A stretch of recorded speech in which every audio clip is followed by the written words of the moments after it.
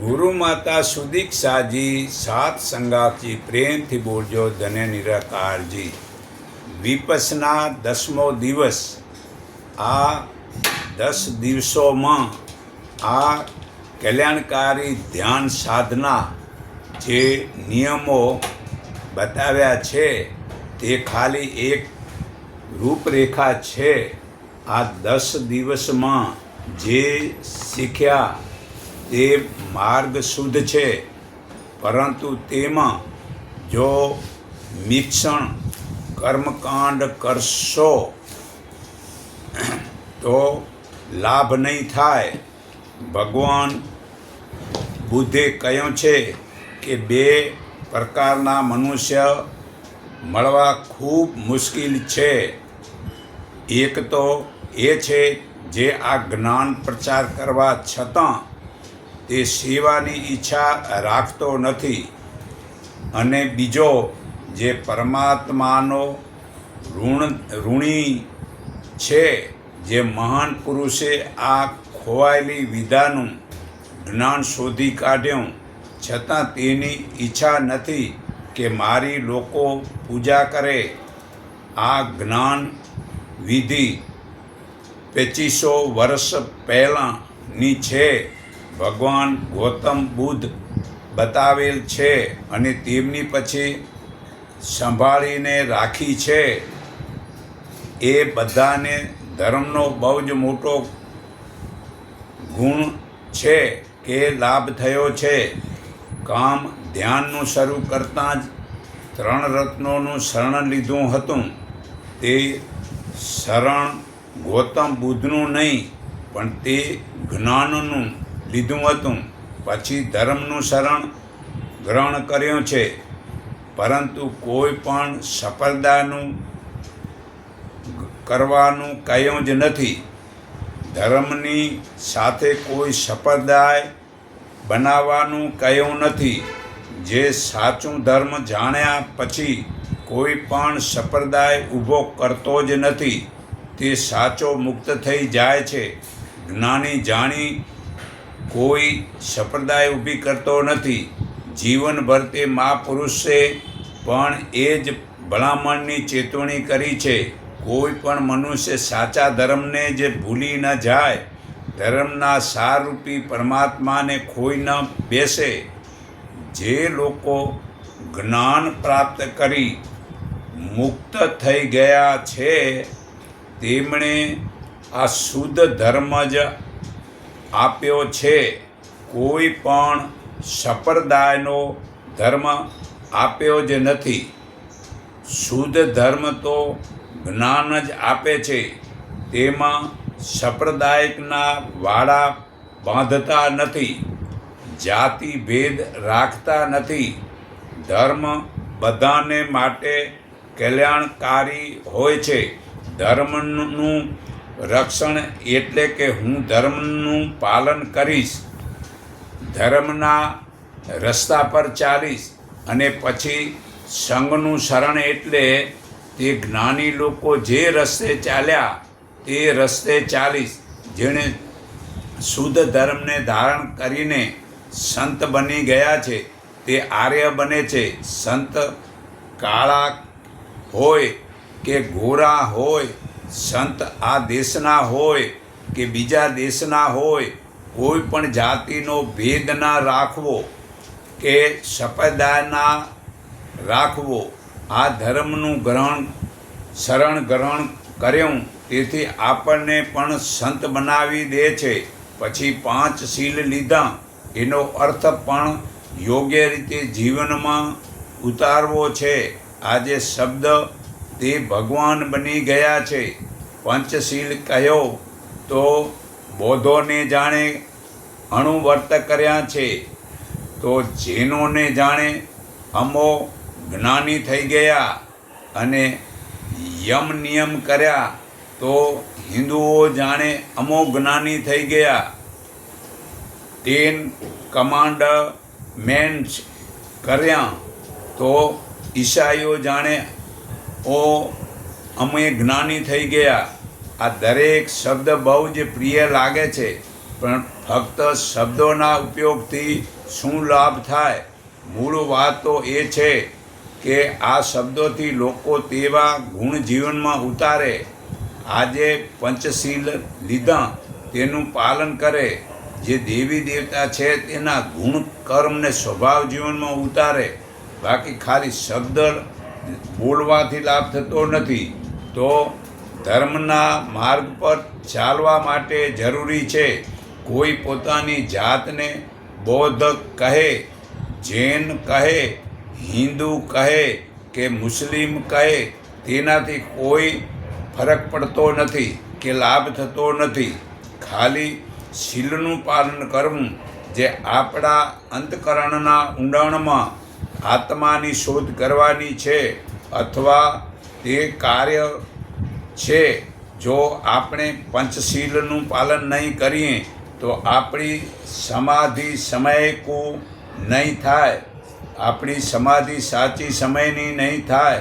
અને જો સમાધિ સમયની સાચી નહીં થાય તો પ્રજ્ઞા એટલે કે જ્ઞાન જાણવાનું નહીં થાય. જ્ઞાન નહીં જાગે તો આપણે પરમાત્માનો સાક્ષાત્કાર નહીં કરી શકીએ. આપણો અંતિમ લક્ષ્ય ઇન્દ્રિયાતીત અવસ્થાનો સાક્ષાત્કાર કરવાનો છે. અંદરના બધા જ ચક્રોને ખોલવા માટે પરમાત્માને પામવાનું છે. આપણા શરીર વિશે જાણ્યું છે અને મન વિશે જાણવાનું છે. તો શરણ નથી, તે શરણ નથી પણ મુશ્કેલ છે. તે ભલે સહેલું નથી, મુશ્કેલ છે. પણ કોઈ ભક્તિના ભાવમાં આવી માની લેવું સરળ છે, પણ તેનો અનુભવ કરવો મુશ્કેલ છે. કંઈક માયા છે તો તેની અપેક્ષાએ નિત્ય પણ જરૂરી છે. આ નિત્ય શું છે? તે પરમાત્મા છે. અમૃત રૂપે ચાખવા છે. એ પરમાત્માનો નિત્યનો આનંદનો સ્વાદ તો ચાખ્યો જ નથી. તો આખી શોધ આ માયાની શોધ, આ પરમાત્માની શોધ, સાક્ષાત્કારના રસ્તે પ્રત્યક્ષ અનુભવ કરવો પડશે. અને અનુભવ કર્યા પછી તમે એક વખત આ પરમાત્મા આનંદ ચાખશો, પછી આ જગતના બધા જ રસ તમને મોળા લાગશે. અને તમારી આ સુરતા હર વખત આ પરમાત્મામાં પુરાવી રાખશો. અને તમારા શરીરના અંદર આ કોષોમાં એકદમ ચેતનાની સ્ફૂર્તિ આવશે. તો જ્યારે લોકો પોતાના શીલને છોડી દે છે, તેથી સદાચાર પણ છૂટી જાય છે. તેથી લોકોમાં પાપો વધે છે. ત્યારે તે લોકો હિંસા કરે છે, ચોરી કરે છે, વ્યભિચારી કરે છે, વગેરે આવું ખોટું કરે છે. અને તે પછી ખોટું બોલે છે, ત્યારે તેનું મન બગડે છે. જેમ સમુદ્રમાં તોફાનના તરંગો ઉઠે છે, તેવા જ આ તોફાનોના તરંગો મનમાં ઉઠે છે. આવી હાલતમાં અંતર્મનની શોધનું કાર્ય કેમ થાય? એટલા માટે આ ધ્યાન સાધના 10 દિવસમાં શીલ સદાચારનું કડક રીતે ચુસ્તતાથી પાલન કરીએ છીએ, જેથી અંતરના ઊંડાણ સુધી પરમાત્માને શોધ કરી શકાય. તે માટે શીલ વડે ધ્યાન સાધનાની ખાસ જરૂરી છે. પછી આત્મા સમર્પણ કર્યું પૂરી રીતે કે ગુરુ જે કહે છે તેનો વિશ્વાસ રાખી માનવું જ પડશે. આ ધ્યાનમાં અંધવિશ્વાસ જેવું કાંઈ જ નથી. આ ધ્યાન આત્માના આધાર પર ચાલે છે. પરંતુ આ 10 દિવસ તર્ક કરવા નથી, આ તર્કના વિચાર છોડવા છે. જ્યારે આ ધ્યાન શરૂ કર્યું તો કેવી રીતે ધ્યાન શરૂ કર્યું તે સમજીએ. સૌથી પહેલાં શ્વાસ જોયા. આમ ડાબે જમણે દબાવતા આ સૂચ મતલબ અહીંયા છે એને લઈને બંને નાકેથી શ્વાસ આવવા માંડ્યો એટલે પછી સુષુમ્ના ચાલુ થવા માંડી સાથે કોઈ નામ મંત્ર કે રૂપને જોડ્યો નથી અને મન એકાગ્ર કરવાથી પોતાની અંદર જે સાત્વિક તરંગો છે તેની તપાસ કરવાની છે, તેનું ધ્યાન કરવાનું છે, તેના વિશે જાણવાનું છે. તો જો નામ મંત્ર કે શબ્દ બોલવાથી તેવા તરંગો બને છે, તે બીજ વાવીએ છીએ અને તે બીજા જન્મમાં વળી ભોગવવું પડે છે. તે તરંગો ઉગવાના છે. માટે ધ્યાનમાં રહેવાથી પોતાના ચેતન આત્માના તરંગો બનાવવાથી તે આપણું રક્ષણ કરે છે. તેથી ક્રોધ વગેરે ખરાબ વિચાર નહીં આવે ને આભામંડળ કવચ સારું બનશે. કોઈ વાસના નહીં અંદર પ્રવેશે કે વેર ઈર્ષા નહીં આવે. તે માટે આપણે લક્ષ્ય કેવળ મનને એકાગ્ર કરવાથી સમાધિ વડે મોહ છૂટે છે અને દુઃખો મટે છે. જે આપણા મન પર મેલ જે 5 વિષયો વડે ચડે છે તે 5 વિષયો શબ્દ, સ્પર્શ, રૂપ, રસ અને ગંધ, 10 ઇન્દ્રિયો, 4 અંતકરણ, તે 19 તત્વની આસક્તિ છૂટે છે. તેથી પરમાત્મામાં ધ્યાન લાગે છે. દુખાવામાં મૂલ્યાંકન કરવું નથી. વેર ઈર્ષાના વિકારો બનાવવા નથી. તૃષ્ણા છોડવાથી જ્ઞાન પ્રગાનું થાય છે. તેનાથી નવા સંસ્કારની ગાંઠો થતી નથી અને જૂની ગાંઠો ઓછી થાય છે. તે સાચો માર્ગ મળી ગયો, સારી વિધિ મળી ગઈ અને ધ્યાનનું કામ શરૂ કર્યું. કામ તો જાતે જ કરવું પડશે. ગાંઠો પોતે જ સવાએ બાંધી છે. વેર ઈર્ષાનું તો પોતે જ એ વેર ઈર્ષાની ગાંઠો ખોલવી પડશે. આ ખોલવાનું કામમાં પ્રકૃતિ ખૂબ મદદ કરે છે. ઋતુ ખૂબ મદદ કરે છે. દર્શન જડમૂર્તિના વાદ વિવાદથી ઝઘડા નહીં થાય. આત્મા જ્ઞાન વડે હું, મારું, તું, હું ના અહંકાર છૂટી જશે. પોતાની મેળે ધ્યાનથી બંધનો છૂટી જશે. લાભ તો ધ્યાનનો અભ્યાસથી જ મળશે. જ્યાં સુધી કર્મકાંડનો સ્વાદ છે તેમાં બીજી કોઈ સાધના વિધિનું મિશ્રણ કરવું નથી. આ ધ્યાનના રસ્તે ચાલીને સાચો લાભ લેવો છે તો આ ધ્યાન કાયમ કરવું પડશે. આ દુઃખી જગતમાં સુખી દેખાતું નથી કોઈ. જો શુદ્ધ ધર્મનું પાલન કરે તો સર્વે સુખી થાય. ધર્મની ગંગા વહે છે, દરેકનું થાય લાભ શુભ, દરેકનો છે આ ઉપકાર. ધર્મ એક સાબુ છે, તેથી મેલ નીકળે છે, તેથી જ્ઞાન પ્રાપ્ત થાય છે. પરમાત્માની સાથે એવો સર્વે ધોઈને પોતાનું મન થાય મેલ દૂર. તો ચાલો ભાઈઓ સ્નાન કરવા આ ધર્મ ગંગાને ત્યાં મેલ મનનો ધોઈ લેવા તો શુદ્ધ મળશે જળ. શુદ્ધ ગંગા ધર્મની છે, કાયમ વહે છે. સાપ પાપ સર્વે ધોવાય છે. અંતકરણ ઠંડુ થાય છે. અંતકરણમાં ઊંડા ઉતરો તો શુદ્ધ થયું પૂરું શરીર. ધર્મ રંગ એવો છે, એકવાર ચડ્યા પછી એ ઉતરતો નથી. જુઓ, ભજન કરતા હોય એ ભલે આખી રાત મતલબ ભજન કરે પણ એ 10 મિનિટમાં પછી એ આનંદ રહેતો નથી. પણ આ પરમાત્માનો એકવાર આ રંગ ચડ્યો તો જીવનભર મતલબ કે ઉતરતો નથી. એવો આ મતલબ કે પરમાત્માનો આ જે આનંદ છે તે આપણે મતલબ કે જે છે જીવનમાં ઉતારવાનો છે. તો આપણે ખરેખર જીવનમાં આ મનુષ્યનો અવતાર મળ્યો છે, તો આપણે આ જીવનમાં ઉતારવું બહુ જરૂરી છે. તો હું તમને હજી આના માટે વિશેષ સમજણ માટે આ 16 નંબરના પાના નંબર 10, 11 ને 12 વાંચી સંભળાવું છું. કુંડલી એટલે પરમાત્માનું જ્ઞાન જીવનમાં ઉતારવું છે. કુંડલીની જાગૃત કરતાં પ્રથમ શીખી લો. નામ જુદા જુદા હોવા છતાં વસ્તુ એક જ છે.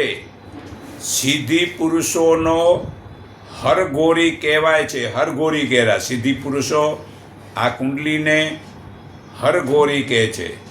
ભક્ત લોકો ભાવવેશ છે. ભક્ત લોકનો એ ભાવવેશ છે. તો એની જેમ સમજો કુંડલી જાગી. ને યોગીઓની કુંડલી કહેવાય છે. યોગીઓ કહે છે અમારી કુંડલી જાગી. એ કર્મકાંડીઓ એને ગાયત્રી કહે છે અને જ્ઞાનીઓ એની આત્માશક્તિ કહે છે. આ બધું જ એક જ છે અને એ બધું જ કરવાનું હોતું જ નથી. એ તો થયા કરે છે. આપણે તો ફક્ત અંતર્મુખ થઈને તેનો સવ આત્માનો અનુભવ કરવાનો છે. આત્માનો અનુભવ થઈ ગયો એ કુંડલી જાગી. ઘણા કે આમ સૂઈ ગઈએ ને ઊંધીએ ને, અરે ઊંધી તો તું મતલબ ઊંધો ચાલો રહો એટલે ઊંધી લાગે રહી તને. સીધો ચાલ, આ પરમાત્માને ઓળખ, સીધો થઈ ગયો એ કુંડલી જાગી. તો 4 પુરુષાર્થ ધર્મ, અર્થ, કામ અને મોક્ષનું પાલન કરીને એક જ પરમાર્થ સાધે તો યોગીની કુંડલી જાગી સમજો. તો પરમ અર્થ માનમાં માન જે છે મેળવા જેવું તે પરમાત્માનું જ્ઞાન છે. તો કુંડલી જાગી સમજો. તે જ્ઞાન માટે 4 પુરુષાર્થ પૂરેપૂરું પાલનથી જ મનવશ રાખી શકાય છે. જે પરમાત્મામાં ભળી જઈ પરમાત્મા સ્વરૂપ બને છે તે જોગી કાયમ એકાંતમાં વધુ રહેવું અને પહેલાં યમ, નિયમ, આસન, પ્રાણાયામ, પ્રત્યાહાર, ધારણા, ધ્યાન અને સમાધિ અને આ જ્ઞાન નક્કી માટે પહેલું કે સત્યનું પાલન કરો ને, એટલે કે અહિંસા છોડી દો. પહેલું અહિંસા છોડી દો. તમે જ્યાં સુધી હિંસા કરશો તો સત્યને નહીં પ્રાપ્ત કરી શકો. સત્યને જ પરમાત્મા કહેવાય. યાદ રાખો. ઘણાને હજી એ પણ ખબર નથી. હું ઘણી વખત કહું છું સત્યને જ ભગવાન કહેવાય છે. તો અસત્ય છોડી દેવું, બ્રહ્મચાર્ય, અપરિગ્રહ, શૌચ, સંતોષ અને તપ, સ્વાધ્યાય અને ઈશ્વર સમર્પણ થઈ અને સાદો સાત્વિક આહાર લેવો અને 21,600 શ્વાસ ચાલે છે તેમાં વધુમાં વધુ શ્વાસમાં રહેવું ને જીવન જરૂરિયાત ઓછામાં ઓછા રાખવી. પરાધીન ન રહેવું પરંતુ પોતાની જાત મહેનતથી મુક્ત થવું અને કોઈ પણ જીવ પ્રાણીને જરા પણ નુકસાન ન કરવું. તે જીવન મુક્ત કુદરતી સર્વોપરી સત્તા છે.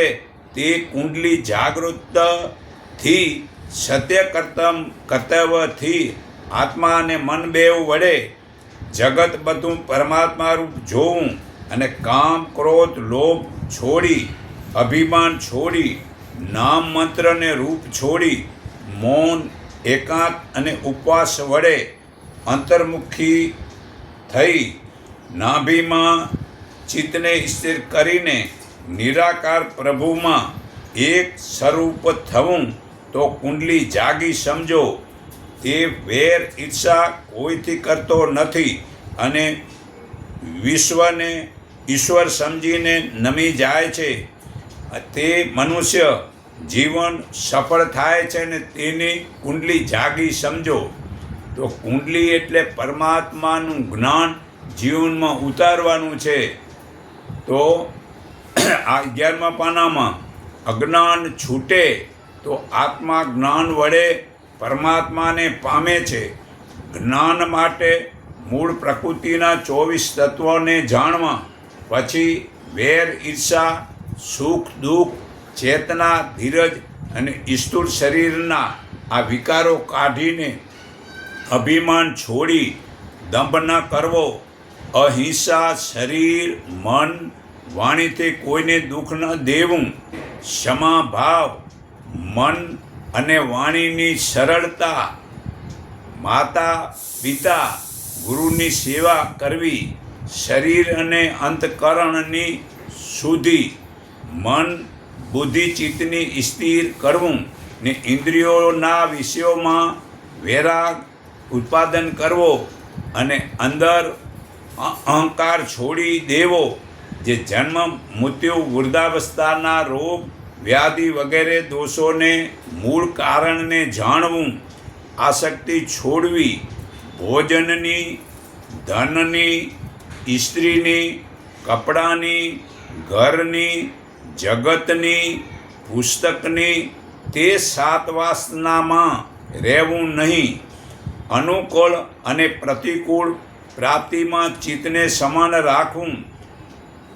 અન્યને એટલે કોઈ પણ આશા રાખ્યા વિના પરમાત્મામાં ખૂબ અસખલિત ભક્તિ કરવી, એકાંતમાં વધુ રહેવું અને બહાર જન સમુદાયમાં ન રહેવું, આધ્યાત્મિક જ્ઞાનનું નિત્ય મનન કરવું તથા તત્વજ્ઞાન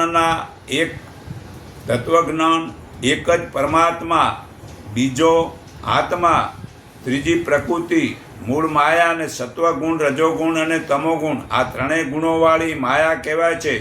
બુદ્ધિ, મન, અહંકાર, 5 મહાભૂત, પૃથ્વી, જળ, અગ્નિ, વાયુ, આકાશ, 5 વિષયો, શબ્દ, સ્પર્શ, રૂપ, રસ અને ગંધ, 5 જ્ઞાનેન્દ્રિયો, કાન, ચામડી, આંખ, જીભ અને નાક, 5 કર્મેન્દ્રિયો, વાણી, હાથ, પગ, જનેન્દ્રિય અને ગુંદા, આ 24 તત્વો કહેવાય છે.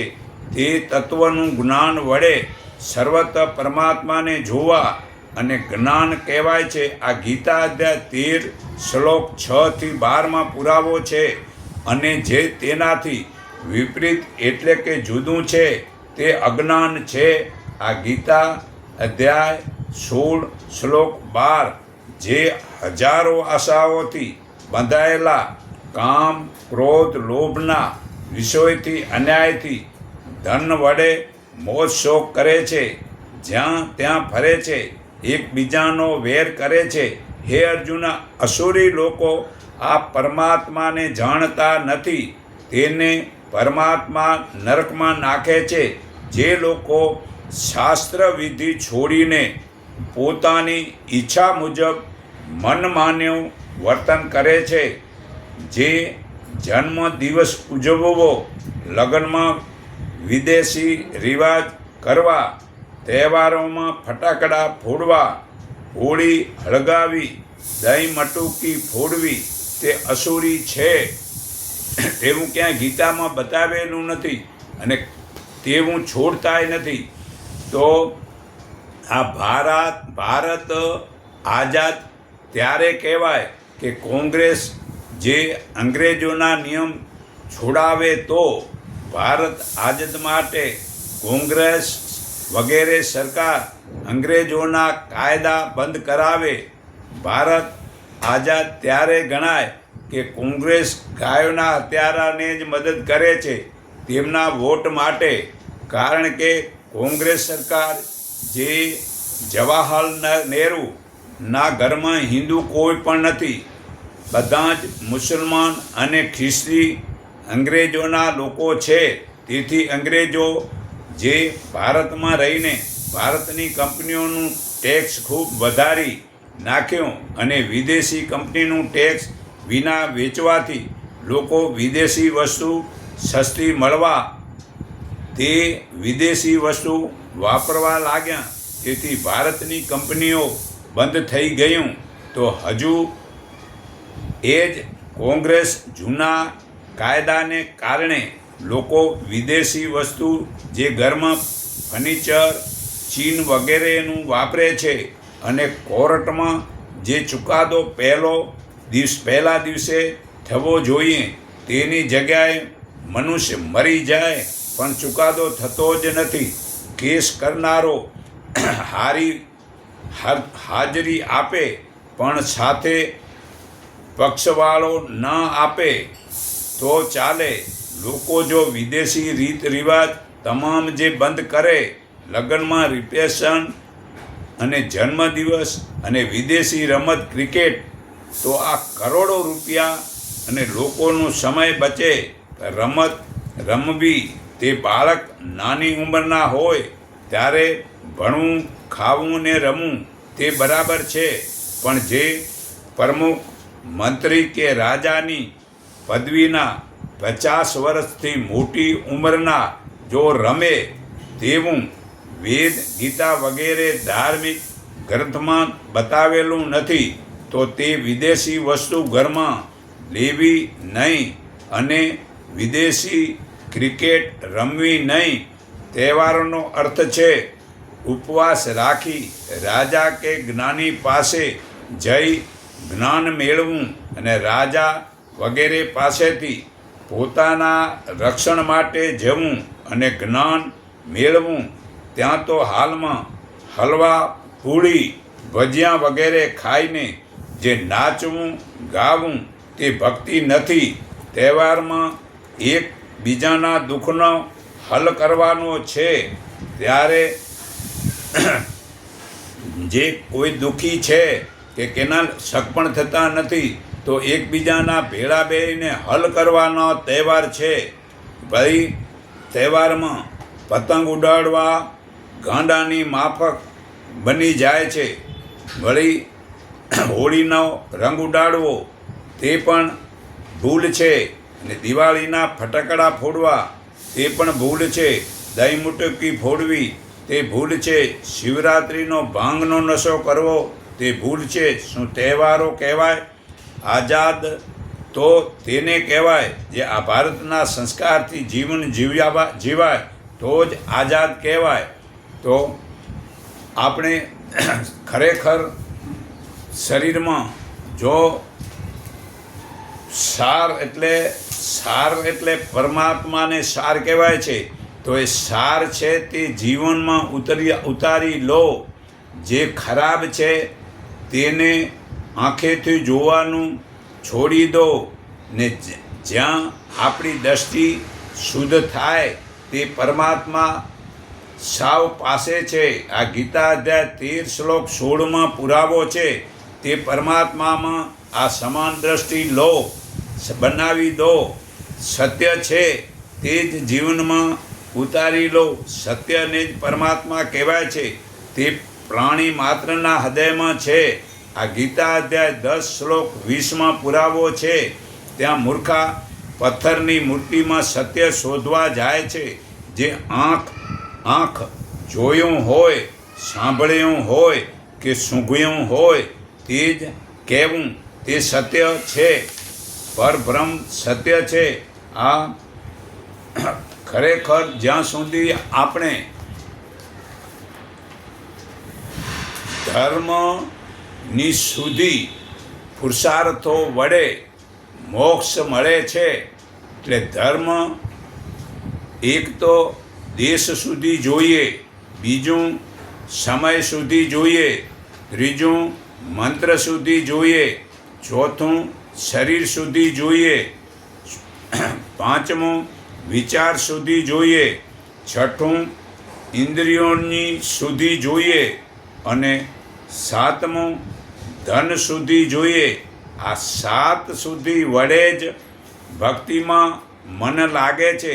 તેથી સાચી ભક્તિ થાય છે. ધર્મમાં સત્યને જીવનમાં ઉતારવું અને ખોટું છે તે છોડી દેવું. એક જ પરમાત્માનું જ્ઞાન જાણી તે પરમાત્માની આજ્ઞાનું પાલન કરવું.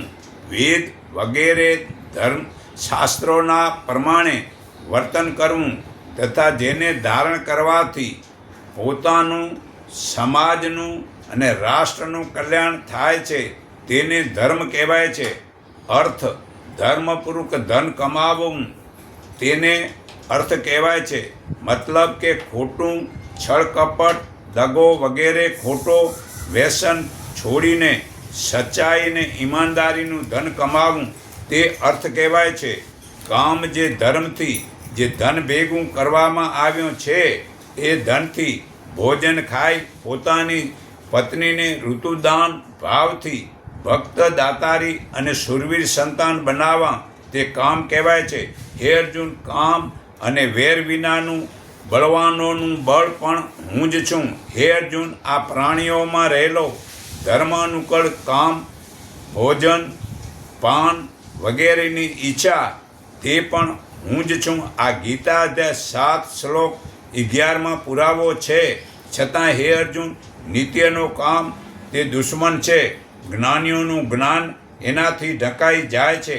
આ ગીતા અધ્યાય 3 શ્લોક 39માં પુરાવો છે. તો સ્ત્રીની ઋતુકાળ 16 દિવસ ગણાય છે. તે પહેલાં 4 દિવસ, પછી 11મો, પછી 13મી, આ 6 દિવસ છોડી બાકીના 10 દિવસ જે સ્ત્રી સંઘથી બ્રહ્મચારી ગણાય છે. આ મનુસ્મૃતિ પાના નંબર 47-50 શ્લોકમાં પુરાવો છે. તો મોક્ષ જે જન્મ મરણના સર્વે દુઃખો, રોગો, ભય, બંધન વગેરેથી છૂટી જવું તેમજ પરમાત્માના આનંદમાં જ હંમેશા મગ્ન રહેવું તેને મોક્ષ કહેવાય છે. હે અર્જુન, તું સર્વભાવથી તે પરમાત્માને શરણે જા. તેની કૃપાથી તું પરમ શાંતિ, સનાતન થાન, મોક્ષપદ પામીશ. ગીતા અધ્યાય 18 શ્લોક 62માં પુરાવો છે. અને તે પરમાત્મામાં લીન થવું તે મોક્ષ કહેવાય છે. તો ધર્મ મનુષ્યનું કલ્યાણ કરે તેવું જીવનમાં ઉતારો. તો ખરેખર હું કોણ છું, મારું કર્મ શું છે, હું પરમાત્માનો આત્મા અંશ છું. જન્મ પહેલાં મારા કોઈ પણ સગા નહોતા અને મૃત્યુ પછી મારા કોઈ સગા રહેવાના નથી. આ બધી પરમાત્માની એક માયાની ઝાડ છે એવું સમજી તેનો મોહ છોડી અને આત્માને પરમાત્માનું શરણ લેવું એ ધર્મ છે. કર્મ શું છે, અકર્મ શું છે અને વિકર્મ શું છે તે જાણવું જોઈએ. ગીતા અધ્યાય 4 શ્લોક 16-17માં પુરાવો છે. સર્વનું કલ્યાણ થાય ત્યાં જૂઠું બોલવું તે વિકર્મ પણ અકર્મ ગણાય છે. વિકર્મ એટલે પાપ કર્મ, તે અકર્મ ગણાય છે. ત્યાં શ્રી કૃષ્ણ ભગવાન ધર્મ રાજાને કહે છે, તું જૂઠું બોલીશ તો દ્રોણ ગુરુનું મૃત્યુ થશે, તેથી ઘણાનું કલ્યાણ થશે. તે ધર્મ છે. જીવ માત્ર ઉપર દયા રાખવી તે ધર્મ છે. પવિત્રતા તન, મન અને ધનની તે પણ ધર્મ છે. વાણી, વર્તન અને વિચારને શુદ્ધ રાખો તે પણ ધર્મ છે. પરોપકાર કરો તે પણ ધર્મ છે. અને દુઃખને સહન કરો તે પણ ધર્મ છે. વળી સંત ઋષિમુનિના દુઃખોને સહન કરવા તે પણ ધર્મ છે. બ્રહ્મચાર્ય, આંખ, કાન, મુખ વગેરે ઇન્દ્રિયોની સંયમતા પાળો તે ધર્મ છે. પરમાત્માએ જે આપ્યો છે તેમાં સંતોષ રાખી જેને જેને જરૂર છે તેને મદદ કરો તે ધર્મ છે. સમાન દ્રષ્ટિ રાખો તે ધર્મ છે. ધર્મ અનુકૂળ જે સંતાનો બનાવો તે કામ તે ધર્મ છે. આ ગીતા અધ્યાય 7 શ્લોક 11માં પુરાવો છે. તો ધર્મ પોતાનું પાપ વાળું હોય તે કર્મથી મૃત્યુમાં કલ્યાણ થાય છે. આ ગીતા અધ્યાય 3 શ્લોક 35માં પુરાવો છે. ધર્મ બીજાનું સારું છે તે પાપ વગરનું છે, છતાં બીજાના કર્મ કરવું તેથી પાપ લાગે છે. આ ગીતા અધ્યાય 18 શ્લોક 47માં પુરાવો છે. તો ધર્મના રક્ષણ માટે પાપીઓને મારવા પ્રભુ યુગે યુગે જન્મે છે. આ ગીતા અધ્યાય 4 શ્લોક 8માં પુરાવો છે. તો ધનના ઢગલા ભેગા કરવાથી જગતમાં પાપ વધે છે. આ ગીતા અધ્યાય 16 શ્લોક 12માં પુરાવો છે. તો કર્મોમાં જેને હું કરતા છું એવો અહંકારનો ભાવ નથી અને ફળની લાલચ નથી, તે આ બધાને મારે તો પાપ લાગતું નથી. આ ગીતા અધ્યાય 18 શ્લોક 17માં પુરાવો છે. તો સર્વે ધર્મો છોડી તું મારા એકના શરણે આવ, હું તને સર્વ પાપોથી છોડાવીશ. તું શોક ન કર. આ ગીતા અધ્યાય 18 શ્લોક 66માં પુરાવો છે. તો શબ્દના તીરથી ઘાયલ થાય તે પરમાત્માને પામે છે. કોઈ રે બતાવો અમને જોગી, એ જોગી મારી કાયાનો ગળનાર. જોગી રે મળે તો અમે જીવીએ, નહીતર જાશે મારા પ્રાણ. ચોપાટ માંડી સંતો શૂન્યમાં, ખેલું હું તો પીવું સાંગ ખેલ. હું રે હારું તો પીવું મારી સંગમાં, પિયુજી હારે તો મારી સાથ. હું રે હરણીને પીવું મારા પારધી, માર્યા છે કાંઈ શબ્દો ન બાણ. વાગ્યા રે હશે રે સોય નર જાણશે, અવર શું જાણે રે અજાણ. હું રે પ્યાસી પ્રભુજીના નામની, જપું હું તો પીયું જાપ.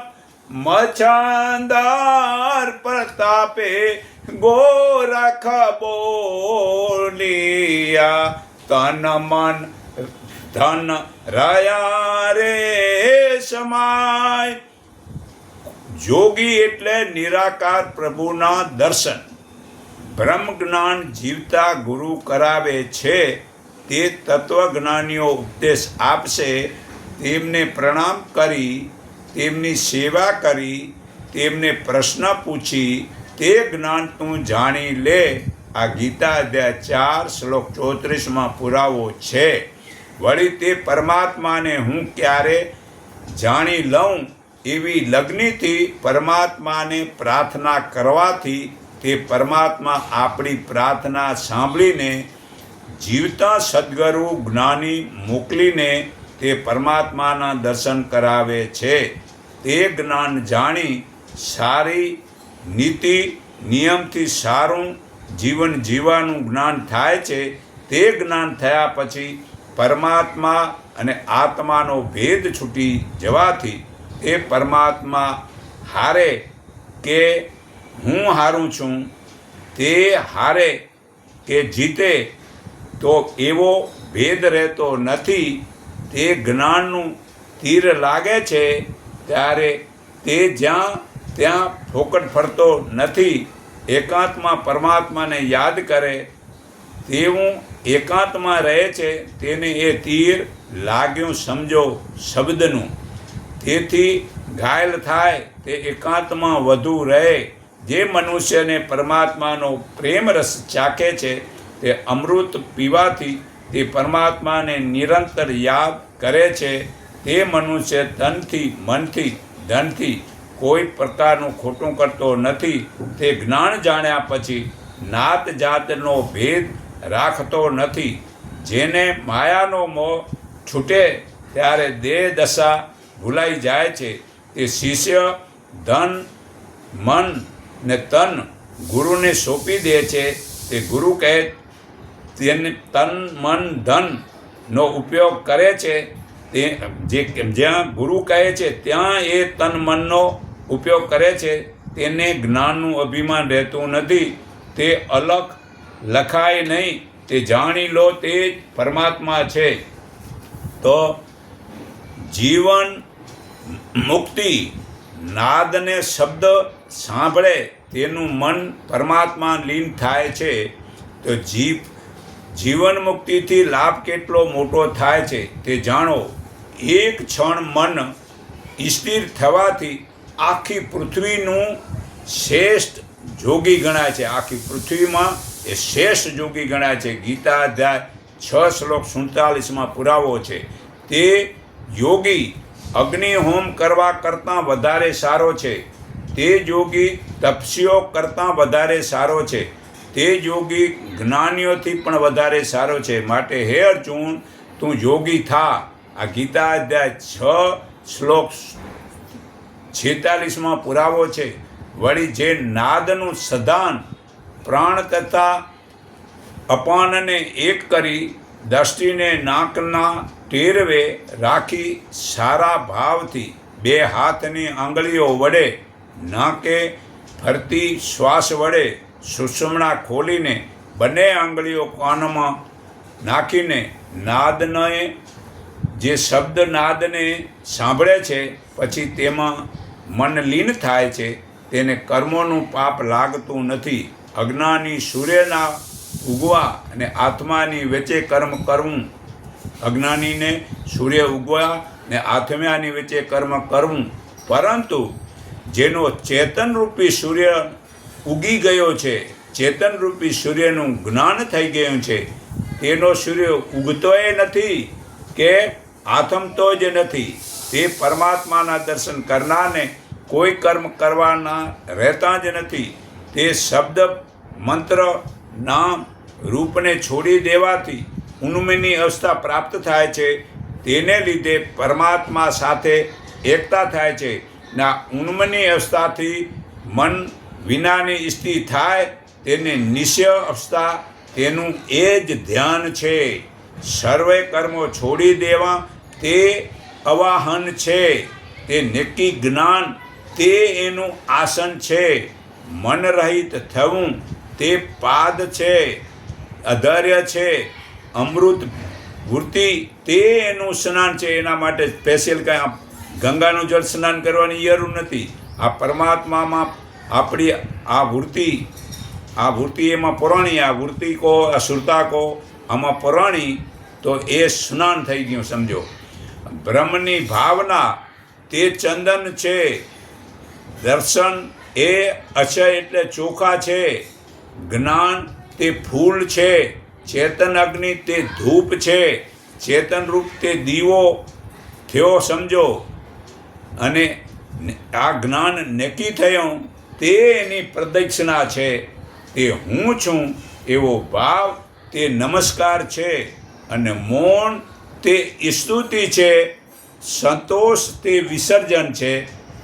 સંસારી લોકોમાં જે પિતાની મિલકતનો વારસદાર તેનો પુત્ર છે, જેને આત્માજ્ઞાન વડે પરમાત્માના પિતા માને છે, તે પરમાત્મા આખી સૃષ્ટિના પિતા છે.